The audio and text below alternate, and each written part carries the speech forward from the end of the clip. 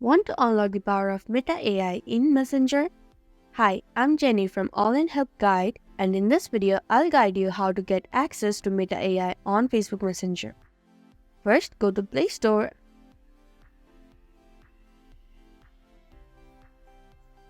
Search Messenger.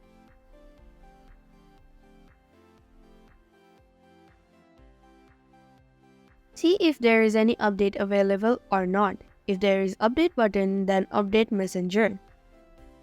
But if you don't have update button, then click on open.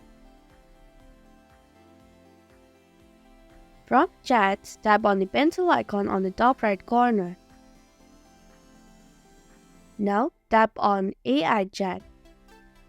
And that's how you get access on Meta AI on Facebook Messenger. Thank you for watching All-in Help Guide. Hope this video was helpful. If it was, then hit the like button and comment down if you have any questions or feedback. Also, if you are new to our channel, subscribe and hit the bell icon so that you don't miss our upcoming videos.